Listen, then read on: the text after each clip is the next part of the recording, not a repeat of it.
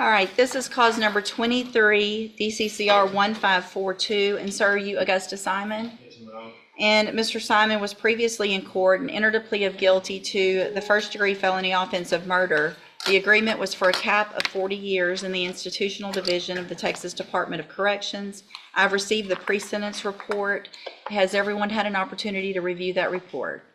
Yes. Defense has, Judge. Yes, ma'am. Are there any additions or corrections to that report? Comments, Judge. Okay, we'll take comment. No additions. Okay, and then in addition to that, I've also received several letters that Mr. Burbank provided. And Mr. Smith, have you had an opportunity to review those? Yes, Judge. Okay, and then also, you both should have received the jail incident packet that I have also reviewed. Have you both had an opportunity to receive and review that? We have. Defense has. Okay, so Mr. Smith. The state calls Jalen Morris, and that choice matters. Prosecutors often open with a witness who can establish scene, timeline, and tone. Pay attention. The judge has confirmed both sides reviewed the PSI, letters, and a jail incident packet. That last one can sway sentencing because it speaks to behavior after arrest. As you listen to Jalen, ask yourself, does her account suggest a confrontation or an ambush? And remember, the court's not deciding guilt. It's deciding how severely to punish an admitted killer within a 40-year ceiling. Do you have witnesses? Yes, we do. You may call your first witness. State calls Jalen Morris. Jalen Morris.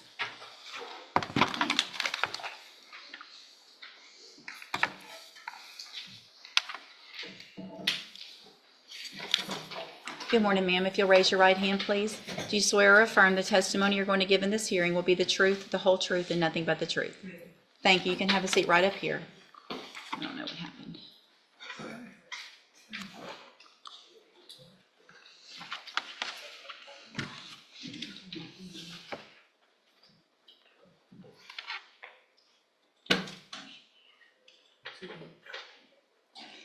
And Ms. Morris, if you'll just pull that microphone down a little bit and be sure and speak loudly and clearly so that obviously I can hear you, the court reporter can hear you, and also the attorneys, okay? Thank you. You may proceed. Good morning, Jalen. Good morning. Would you spell your name?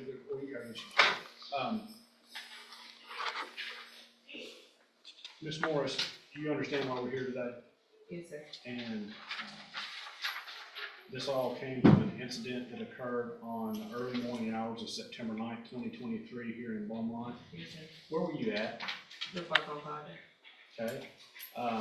And what kind of business was that? I guess more like a lounge. It had just reopened. It used to be Luke's Ice House, is that right? Right, it had just opened. Yes, And sir. so this was the first couple of nights that it had been open. Yes, sir. Was it crowded? Yes, sir. What time did it start to shut down? Between 1:30 and 2 o'clock. Somewhere in there. While you were there, did you associate with Leroy Smith? Yes, sir. How did you know him? Friends from middle school. So you've known him a long time. Right. How would you describe his demeanor that night? I mean, he was pretty normal, excited to be out, enjoying the crowd. He's very friendly, people person. He was just being himself, and we was just enjoying the new atmosphere. Did he seem like he was in a good mood? Yes, sir. Did you see him have any words or arguments or any kind of harsh interactions with anybody at the club that day? No, sir. Did you hang out with him quite a bit? Yes, sir.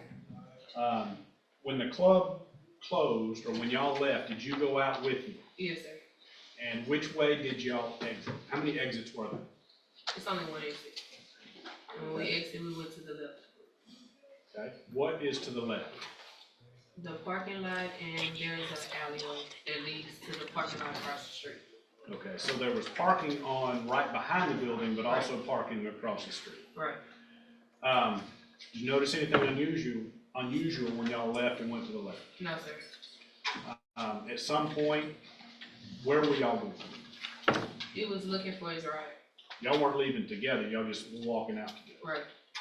Did he see his ride in that parking lot? No, sir. What did y'all do at that point? At that point, we came back across through the alley that leads to the park on Carter. Okay. Going back like towards the actual parking lot. All right. Everybody still in a good mood? Right. Were there a lot of people exiting at that time? I didn't hear you. Were there a lot of people exiting at that time? Yes, Was sir. it kind of crowded? Yes, sir. Jalen's testimony is stark. Crowded closing time, a single exit, an alley, people moving both ways, and then no words, just gunfire. She says the shooter came up hand to chest close and fired directly at Leroy Smith, not into a crowd. In sentencing, intent and manner matter. Point-blank range and targeting a single person support the state's theme of intentional violence, not accident. Engagement question. Based solely on this account, does this sound like a mutual dispute or a one-sided attack? What happened next? Once we were walking to the alley, right before we got to the parking lot, that's when someone was walking towards us. And once he was walking towards us, no conversation, no nothing, it was just shot fired. Okay. Now let's stop and explain that more for the judge. Were you paying attention to Leroy? Right, Was he paying attention to you? right, Wasn't having words with anybody? no, And there are people walking kind of both ways. right, correct? Somebody walks up to him and started shooting, correct, shot him. correct, Not shooting at anybody else, nothing. not a Directly random at me. mistake, right? Right, Wasn't just shooting into the crowd. directly at me. How close was he to him when he first shot? Like hand to chest, So like if I point blank extend my range. arm, right, right, He was this close. right, Did he say anything to him? no, sir, Did he just raised the gun and shot? correct, Anything? What did you do? I froze, Were you in shock? very, Did this was unexpected? very, Did it look like Leroy expected or recognized this person? not at all, Listen to the detail. While shots ring out, Jalen says the shooter looks her in the eyes, and after Leroy falls, he's still looking at her. That's a cinematic image, but in court it translates to mens rea indicators and emotional impact. It amplifies the fear and trauma inflicted on a bystander. Judges weigh not only the loss of life, but the ripple of harm. Terrorizing a witness in the moment adds gravity. Would you feel safe testifying if the shooter had stared you down like that? Anything unusual happened when he shot him, other than the shooting itself? no, sir, Was he looking at Leroy Smith? yes, sir, Did he say anything to him as he shot him or after he shot him? no, sir, Did he ever look at you? yes, sir, When did he look at you? while shooting. So Me and Leroy were side by side. how close were you to him? I mean, were y'all shoulder to Shoulder to shoulder? shoulder. And he walks up and just immediately shoots the guy standing just a couple of feet from you. Correct. And then as he shoots, did Leroy fall immediately? After the last couple of shots, he immediately fell. So when was Mr. Simon looking at you? While shooting him. It was, while doing it, he was looking at both of us. But it was like, once he fell, it was like he was just looking at me. Because I was the last to see. What kind of look did he have on his face? Just like a stare in the eyes. type Was of- it like did you feel threatened by him looking you in the eyes as he's shooting Leroy Smith? Well, of course, yeah, I was scared. And in fact, you're a little afraid to be here to testify today, aren't That's right. you?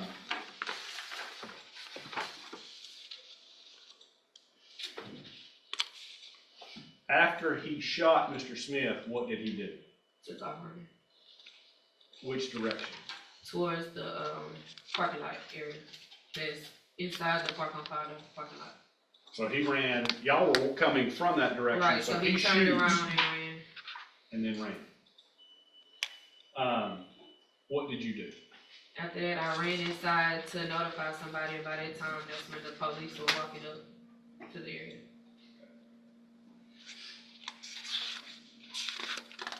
Did you ever see Leroy Smith talking to Augusta Simon that night? No, sir. Did you ever even notice Augusta Simon until he walked up and shot Leroy Smith? No, sir. And was this, in your mind, unprovoked? Yes, sir. That's what it is. Thank you. Mr. Burbank? Good morning, Ms. Morris. Defense gently probes a rumor that there were words between Simon and the victim in the club linked to Simon's uncle's killing. Jalen didn't hear it. That's crucial. Unconfirmed words rarely justify deadly force. Even verbal provocation doesn't approach a legal defense to murder. The judge later explicitly says verbal provocation can't justify shooting. For you, does the suggestion of prior words change your view? Or does Jalen's consistent no provocation anchor your impression? I just have a couple of questions. During the investigation, there was evidence that said that Mr. Simon and the victim had some words inside the club. You didn't see that, did you? No, sir. And basically, the words were that in reference to Mr. Simon's uncle that had just been shot and killed. No, I would object to anything that would, as that being hearsay. Well, this is punishment and it's already written in the report. I was just asking if she had heard that. I think she says she didn't hear anything, but you can ask the question, but not, yeah, go ahead. That they were talking about in reference to Mr. Smith, Mr. Simon, about a recent shooting that killed his uncle. I heard none of it. Nothing like that. No, sir. But when you testified, though, it looks like, or it appears that he was looking at you and Mr. Smith, right? Correct. Walking towards him, and then at that point, that was in the alleyway. Correct. When you say the alleyway, was that between two buildings? Correct. And while walking into the alleyway, looking at both of y'all, that's when he I guess, produced the weapon and started firing. Correct. And then you took off for help. Correct. Do you know whether or not Mr. Smith had any firearms on him or not? No, sir. Do you know? I didn't see any, You didn't see any? and I've never known him to carry. Okay. And he didn't pull anything? No, sir. Thank you, ma'am. Pass it. Thank you. Anything else, Mr. Smith? One more question, Judge. I believe I asked you if it looked like Leroy Smith expected to meet Augusta Simon. No, And you sir. said he didn't. Did he do anything to try to defend himself? Objection, Your Honor. Oh, well, sorry. Did he have time to try to defend No, himself? sir. It was quick. All right, anything else? No, Your Honor. Thank you, ma'am. You can step down. You may call your next witness. That calls Christy Thomas, and we ask that this witness be excused. That's fine. There, yeah.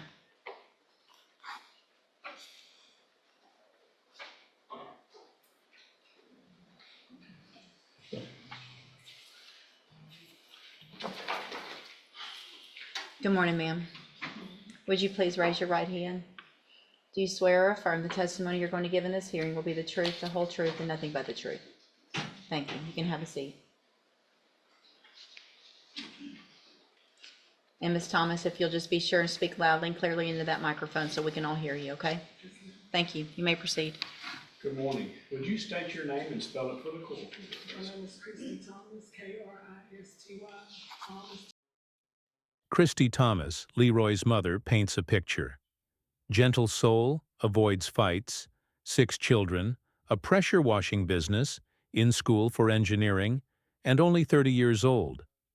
In sentencing, victim impact testimony humanizes the loss beyond statistics. It can influence the judge's assessment of moral blameworthiness and the community harm. Question for you.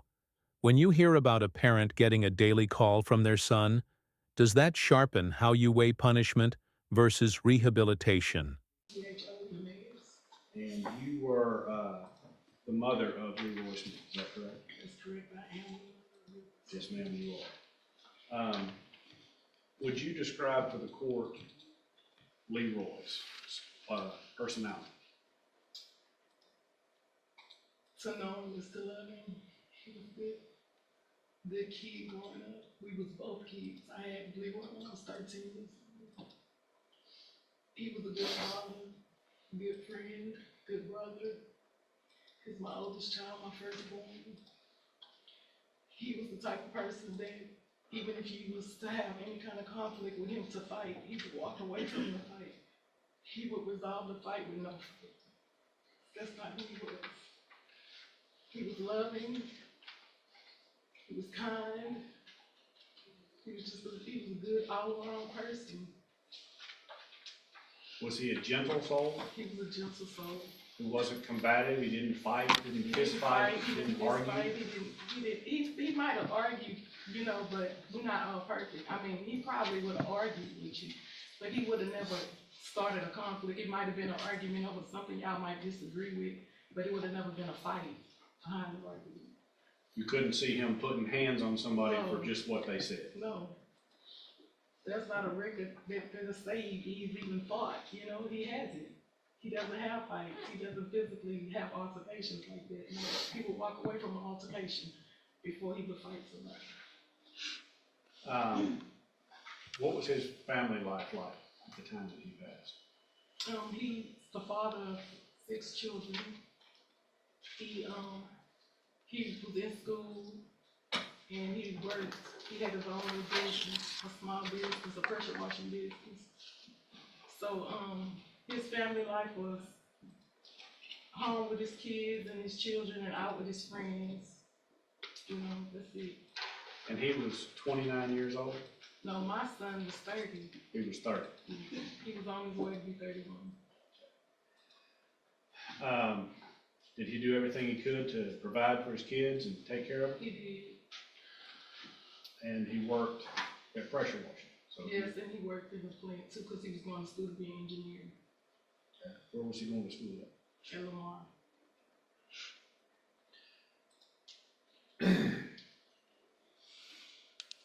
How has his death impacted you?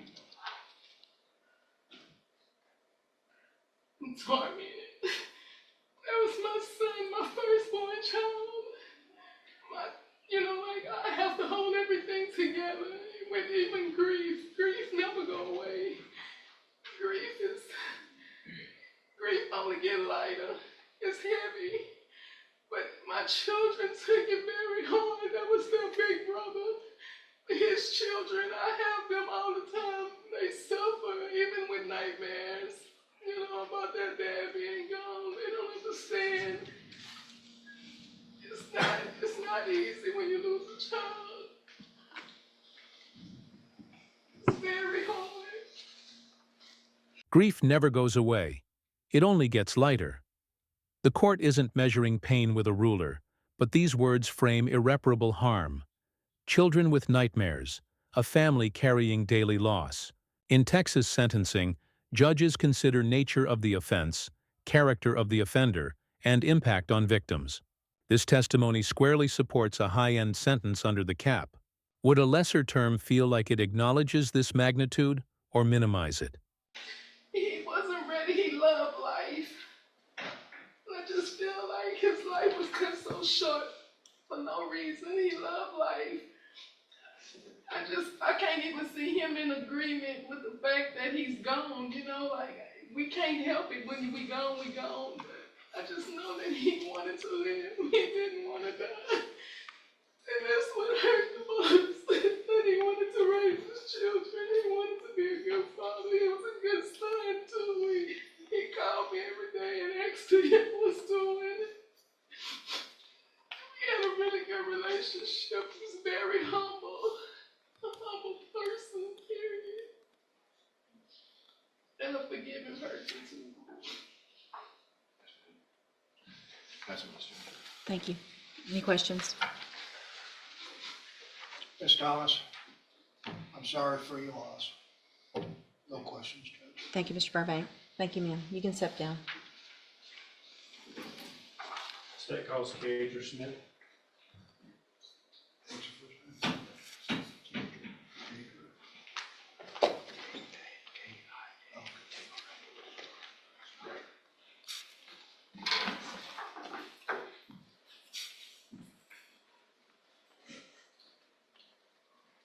Good morning, ma'am. Please raise your right hand. Do you swear or affirm the testimony you're going to give in this hearing will be the truth, the whole truth, and nothing but the truth? Thank you. You can have a seat.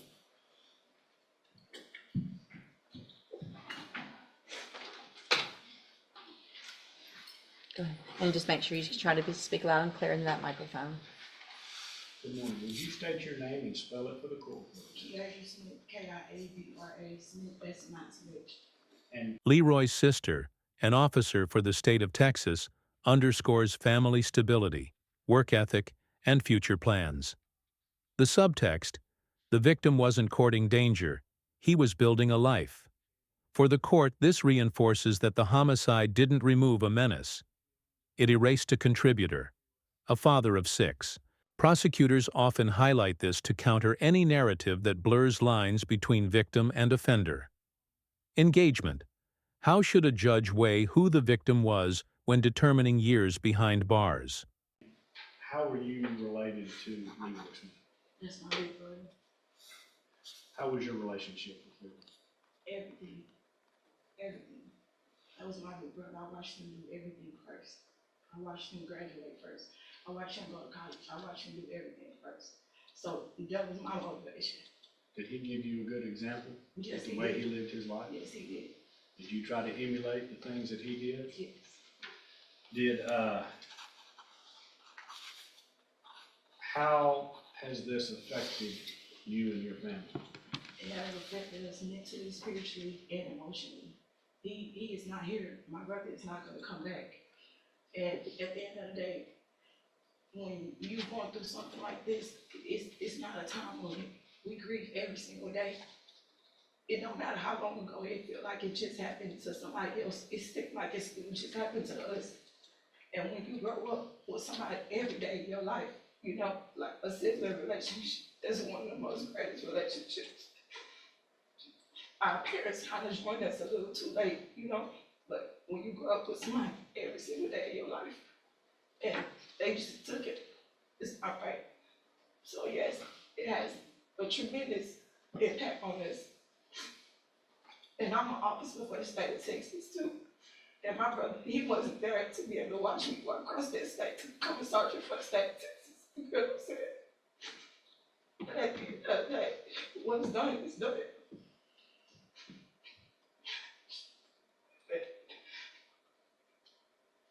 Is there anything else you'd like the judge to know about your brother? He was an amazing person. He loved his family. He loved his kids. You know, he got 6 kids that's here by themselves. He was the #1 provider for them. My brother had a pressure washer business and he was in school. He had a whole life to live. He still has so much greatness to do in this world. Ain't nobody God. You're not God to determine whether you're going to give somebody life or take life away from them. His journey, his path that God still had over his life, it was cut short. So no, he's not here to finish the work that he still has done.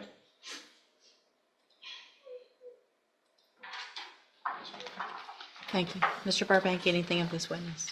Again, Ms. Smith, I'm sorry for your loss. Thank you, ma'am. You can step down. Go ahead, Judge. Yes.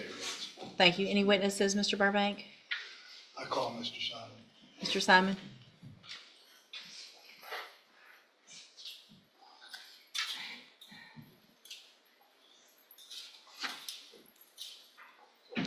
Now Augustus Simon takes the stand. He admits guilt and calls it a mistake. That word choice is pivotal. In sentencing, judges parse remorse versus minimization. A mistake is spilling coffee. Murder is a series of deliberate choices. Carrying a gun, using it at point-blank range. Simon apologizes, which matters. But the court will compare his words to his post-arrest conduct documented in the jail incident packet. Mr. Simon, if you'll stop right there, raise your right hand the best you can. Do you swear or affirm the testimony you're going to give in this hearing will be the truth, the whole truth, and nothing but the truth? Thanks. You can have a seat.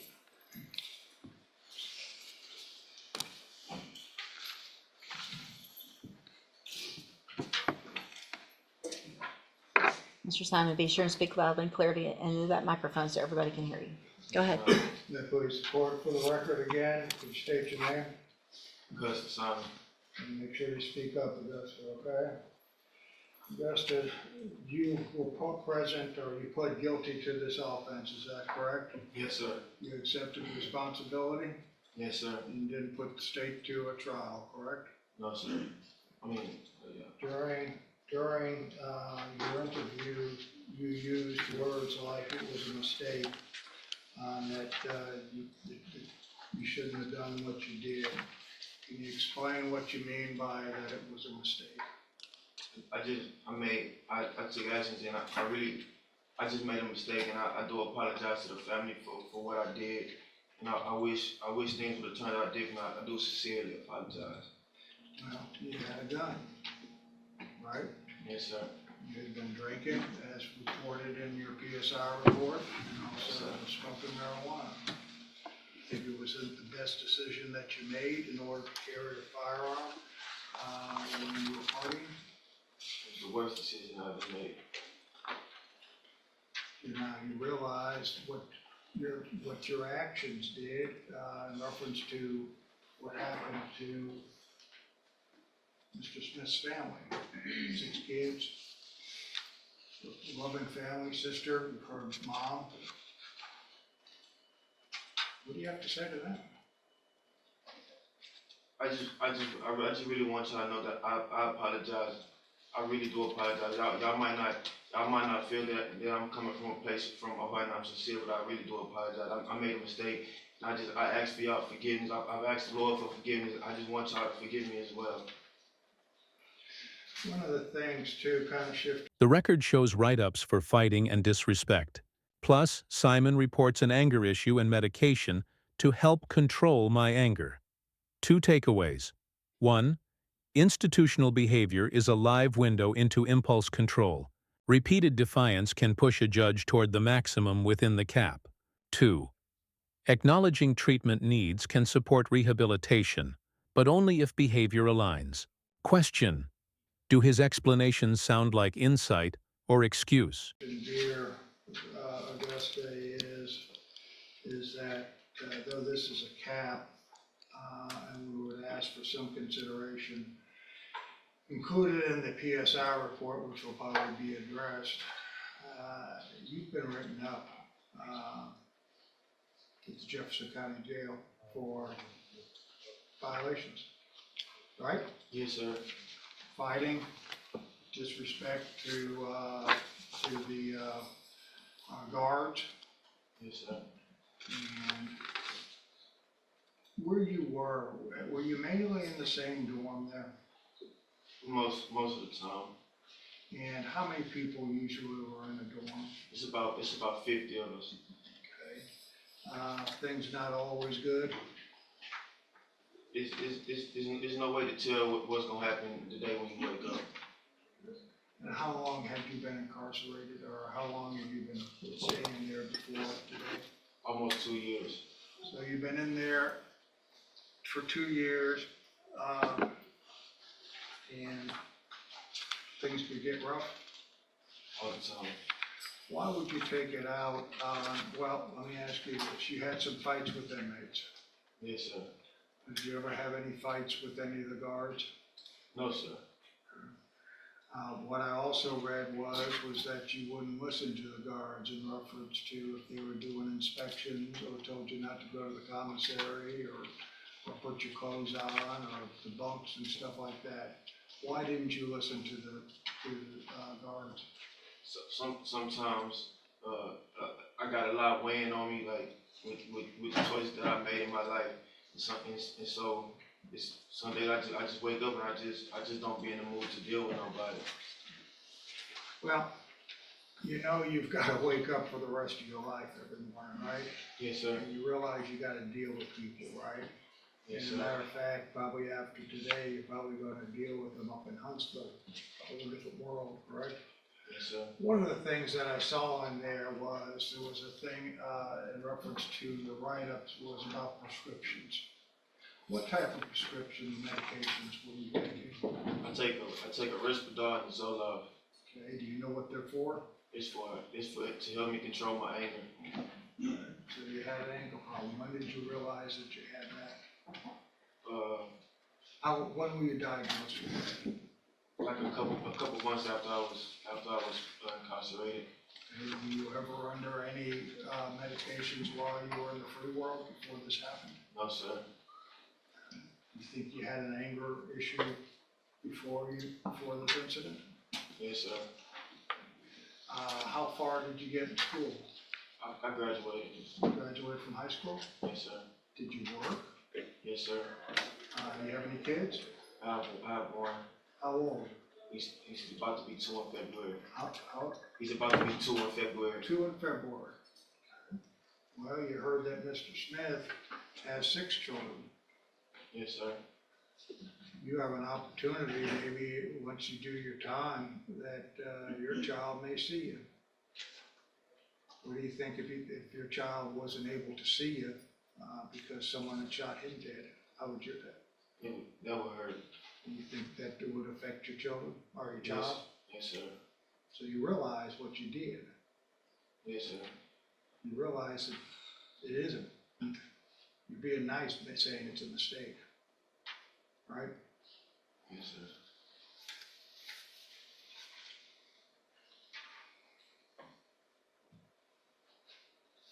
The judge draws a bright line. A fender bender is a mistake. Pulling a gun and killing an unarmed man is murder. That rhetorical contrast isn't just drama. It's the court signaling that language matters.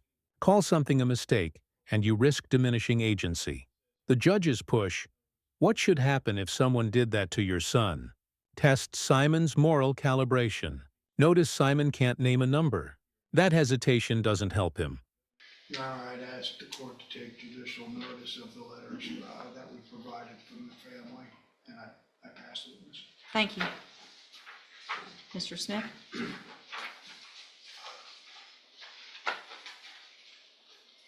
Mr. Simon, this is a big mistake, right? Yes, sir. When you use that word, I think of a mistake, I think of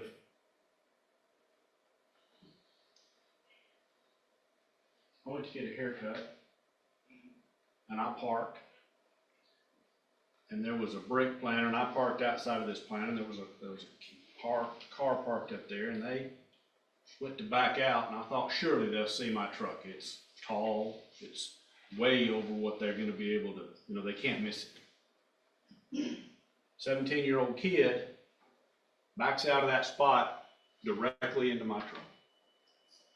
That's what I think of when I think of a mistake. A mistake is not pulling out a gun, shooting an unarmed man who hasn't said or done anything to provoke you. That's not a mistake. That's murder. Those words start with M, but they're completely different things. If I took out my gun and I shot your son for no good reason, what do you think should happen to me? Oh, yeah, I don't really know. Do you think I should just call it a mistake and brush it off? Learn from it? Grow? Everybody got to learn from their mistakes. Right. You don't think I should be punished? Sure. I never said that I shouldn't be punished. What should I receive if I did that to your son? There's not my choice to make. Do you think 5 years would be enough? No, sir. Do you think 10 years would be enough? Once again, it wouldn't be up to me. It's not a choice for me to make. What number would make you happy? I don't have the number.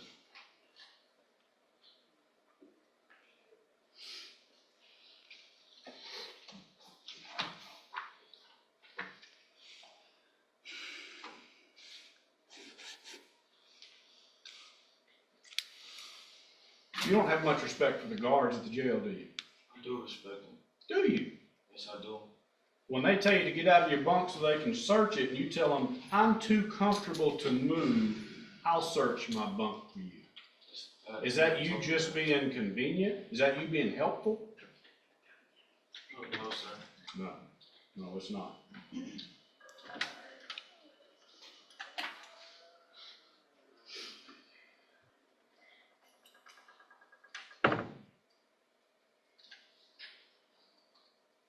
When they tell you to not use the microwave, not use the phone, if you want to do it, you're going to do it, no matter what they say, aren't you? No, sir. You sure? Positive. March 11, 2025. Not following oral directives to remain on their bunks. Simon began arguing with me and said he was not going to rack up and that he was going to continue to use the phone and microwave. I told him the day room is closed. He continued to argue.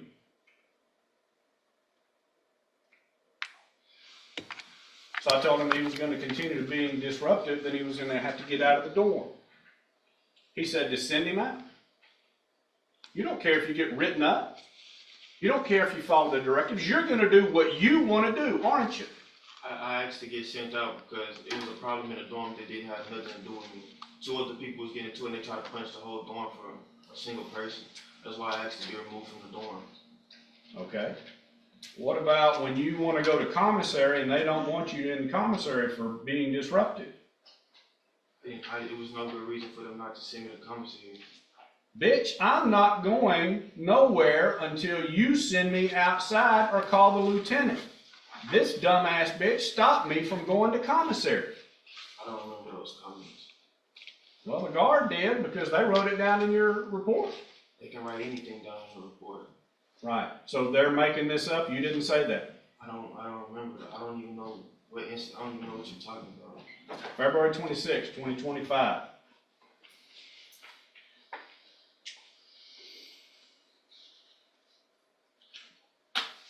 January 31st, 2025. Don't care about no damn write-up.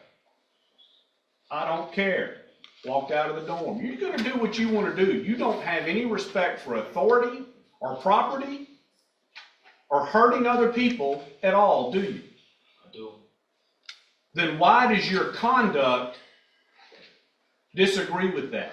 Just like I said earlier, I have a problem with my anger. I can't always control my anger. And sometimes my anger just gets the best of me. Pretty often and undeservedly, right? Nothing further, Your Honor. You can have a seat. Defense press, Your Honor. Thank you. Any other witnesses, Mr. Smith? No. Defense leans into overcrowded jail dynamics, no guard assaults, and post-release hopes of being a role model, asking the court to balance punishment with human context. The state counters with intentionality, point-blank shots, flight from police, gun discard, and a pattern of defying authority, urging the full 40 years. Translation: mitigation versus aggravation. Audience poll: after everything you've heard, where would you land inside a 0 to 40 range, and why? All right, argument, Mr. Burbank?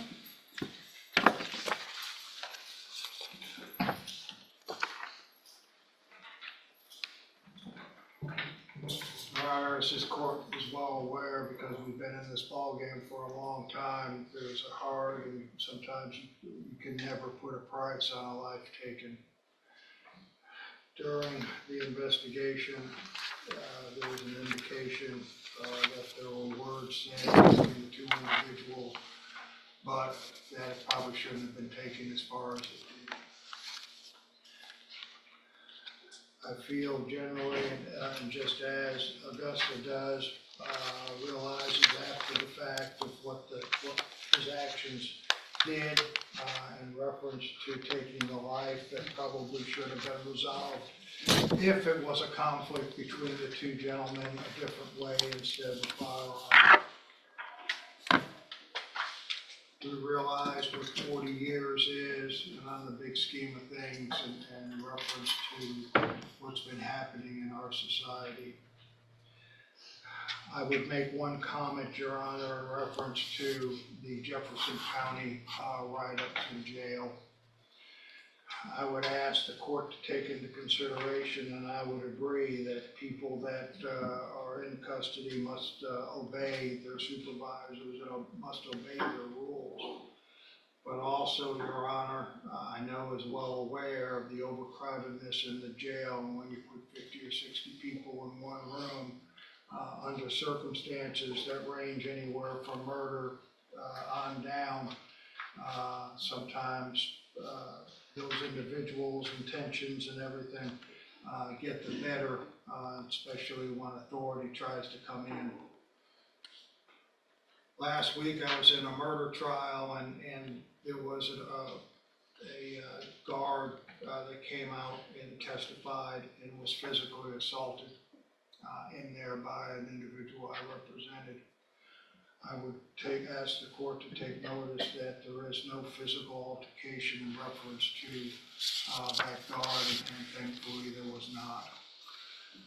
This was just disrespect, and as if you look at those write-ups, Judge, it was commissary, which is treasured in the jail, though it does not call for being disrespectful.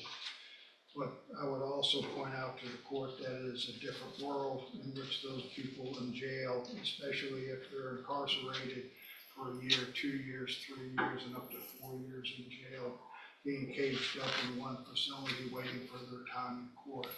Though it was through their actions, Your Honor, that put them there. Sometimes the wheels of justice, as you know, is slow.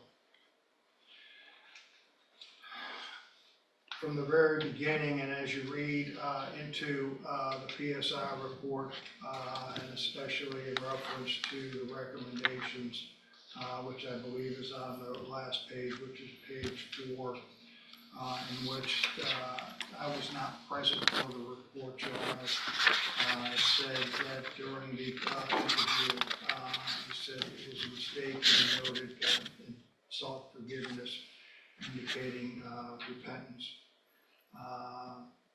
Had some feelings in reference to what he'd like to do after he is punished by trying to be a role model, and that, it should never have gone that far. I would ask you to take all that into consideration, Judge. I know that you have a family that's hurting in reference to a loss, and I know, as we all know, that his children will never be able to say hi or goodbye to the father.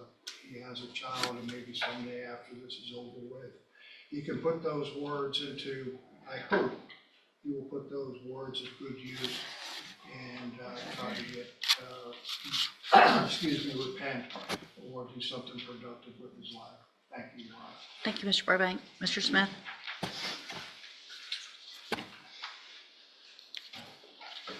Judge,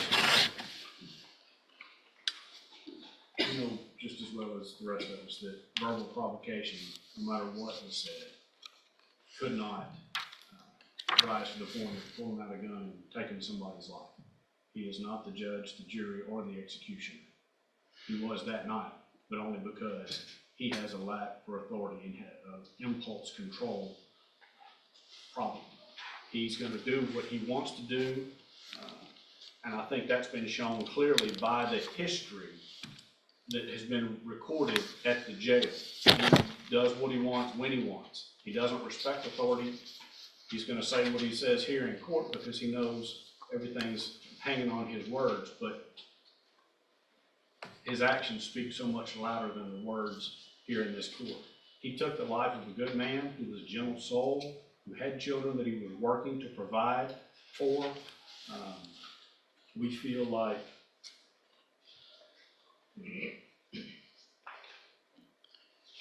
even the words that he said, that Mr. Smith supposedly said, doesn't come out as a direct threat.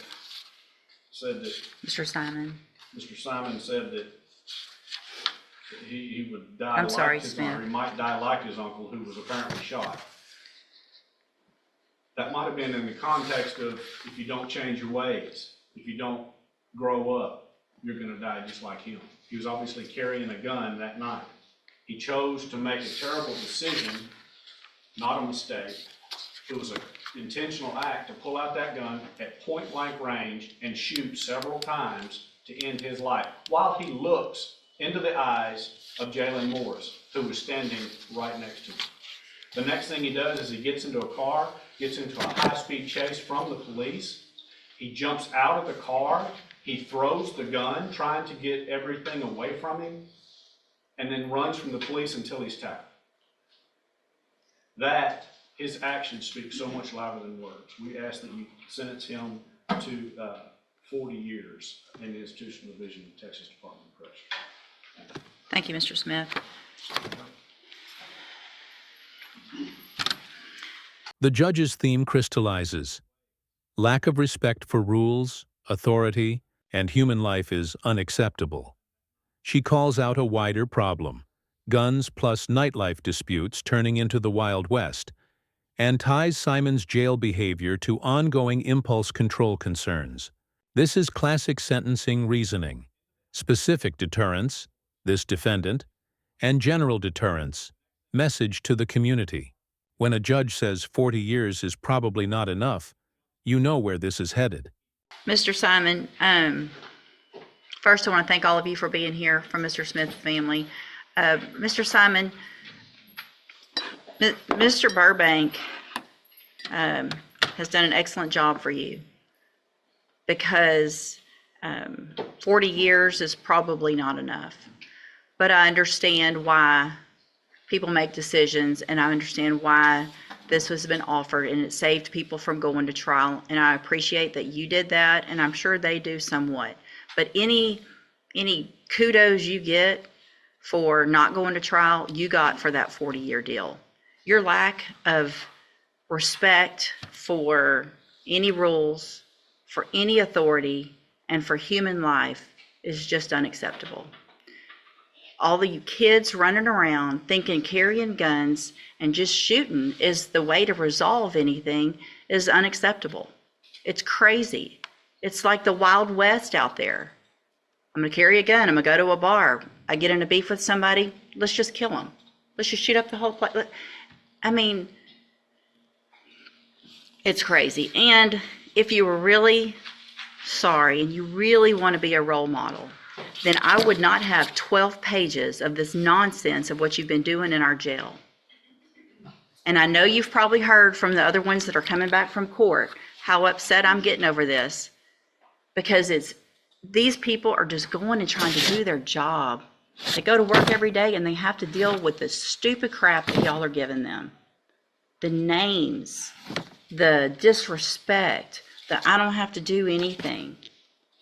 It's ridiculous. I'm going to find that you entered your plea of guilty freely and voluntarily. Find sufficient evidence to find you guilty, and at this time find you guilty of murder. Final judgment. Guilty of murder, 40 years in the Texas Department of Corrections, with credit for time served. Because the court followed the plea bargain, Simon cannot appeal. He's also formally warned he is permanently prohibited from possessing firearms under this conviction. Violations bring new charges. Takeaways. 1. Word choice matters. Calling murder a mistake failed with this judge. 2. Victim impact and institutional conduct heavily influenced the high-end sentence. 3. Even in a capped plea, your post-arrest behavior can set your ceiling. Sentence you to a term of 40 years in the institutional division of the Texas Department of Corrections. You do receive credit on that sentence for any time that you've been in custody that the law gives you the right to receive. I'm going to hand you two things. One is your certification of right to appeal. This is a plea bargain. I followed it, so you cannot appeal and change your mind after today. I'm also handing you a written admonishment regarding your ineligibility to possess a firearm or ammunition. You're still young enough to where on this sentence you'll be out at some point probably, unless you get yourself killed in prison for acting like you've been acting in jail. But if you do what you say you do and you try to get right and you get out, you will not be able to possess a firearm because of this judgment. And if you do, charges could be filed against you. Firearm is a legal term. You should read that written admonishment I provide you to see what devices qualify as a firearm. If you have any questions about that, you can talk to Mr. Burbank.